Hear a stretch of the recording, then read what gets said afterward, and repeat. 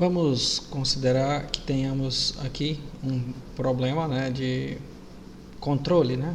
Eu desejo se controlar, né, o nível, por exemplo, de um reservatório de algum líquido ou a pressão de um compressor. Então, geralmente tem que se deixar dentro de uma faixa, né, segura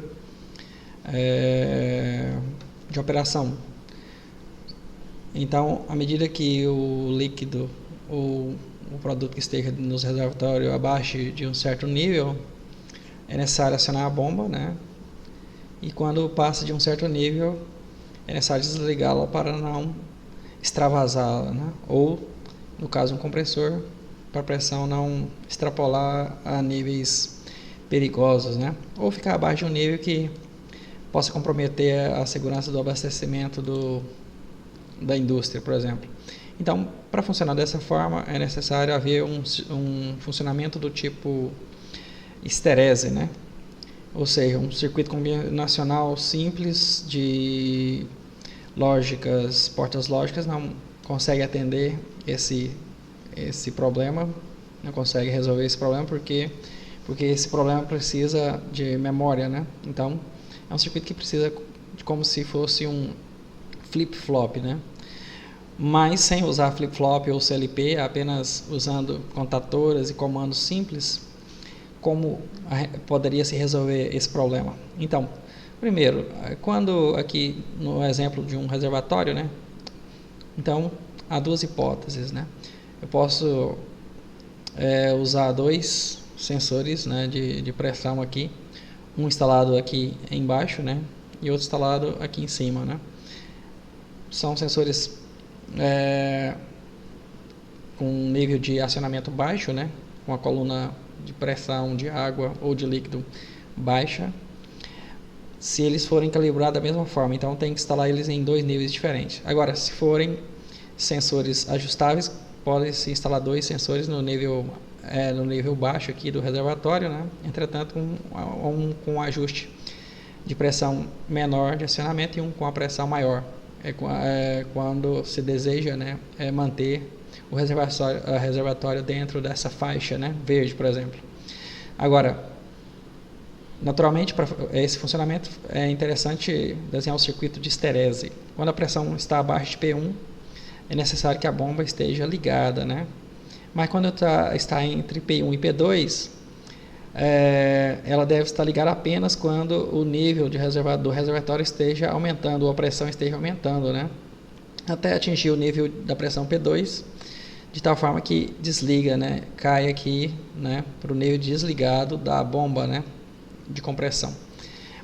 Então, à medida que a pressão ou o líquido vai sendo utilizada, a pressão vai reduzindo, mas não se liga imediatamente, porque senão ficaria ligando e desligando ao se reduzir de P2 um pouquinho ou passar um pouquinho de P2, né? Então ele deve permanecer desligado até chegar ao nível baixo aqui de P1 e volta a ligar, né? Aí, para manter nesse intervalo de pressão seguro ou de volume, né, do reservatório seguro, né? Então, quando a pressão passa um pouquinho aqui do nível, né, pode ser a inércia do sistema, né, até desligar ou até cessar o fluxo, né, de entrada. Ou aqui, quando abaixa do nível, né, às vezes demora um pouco a resposta do sistema para iniciar o enchimento, mas tem que estar ligado quando a pressão for menor que P1. Fiz aqui um circuito de comando para simular esse funcionamento sem usar CLP ou lógica booleana, né?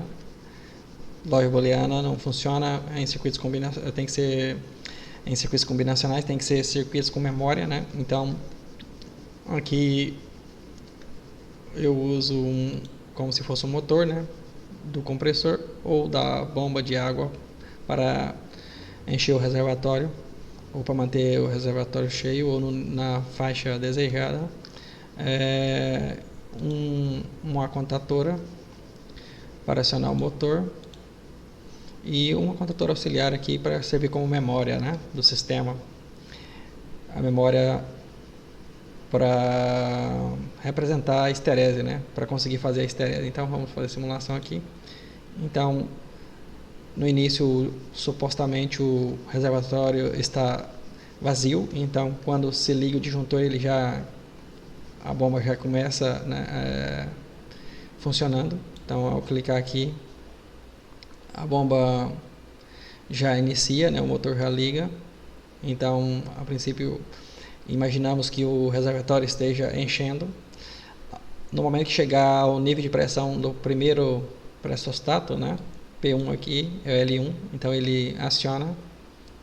Então ele tem três contatos relacionados, né, um L1 aqui e outro L1 normalmente aberto aqui e outro normalmente aberto aqui, que se fecharam agora, e um normalmente fechado, que aqui se abriram, né, se abriu no momento em que mudou de estado, né, o contato aqui do pressostato 1. Então aí supostamente o reservatório vai aumentando o nível até atingir o nível de pressão 2, né, L2. Aí o L2 aciona, ou seja, o nível máximo, então se desliga, né, a bomba, né. Então essa contatora auxiliar desabilita aqui o motor. Entretanto, como desliga logo depois, né, de passar do nível, né, de pressão P2, inicia, né, o consumo do reservatório, né, do conteúdo do reservatório, ou reduz-se a pressão quando se pode encher pneus ou alguma coisa do tipo. Então baixa-se o nível da pressão um pouquinho. Então aqui ele mantém ligado com o circuito auxiliar, assim a bomba não volta a ligar, porque ela não permite aqui. Então vai até chegar no nível P1 de novo, quando se desliga aqui o limite inferior, em razão da queda de pressão abaixo do nível P1. Então aí reaciona a bomba e inicia o motor novamente, de tal forma que o nível de pressão vai aumentando de novo, até chegar de novo ao nível baixo, né, porque ela abaixou um pouquinho e tem que recuperar esse nível até ligar novamente L1. Aí ele liga, assim habilitando aqui o caminho, né, para ligar a contatora auxiliar, de tal forma que o reservatório vai enchendo até chegar novamente no nível 2, conforme podemos ver aqui, né, até chegar ao nível 2. Então aí tem que haver a redução do nível de pressão, né, o desligamento da bomba, quando o acionamento 2 desliga. Então é assim, é possível simular, né, o funcionamento com essa esterese usando esses circuitos aqui de comandos, né, comandos elétricos.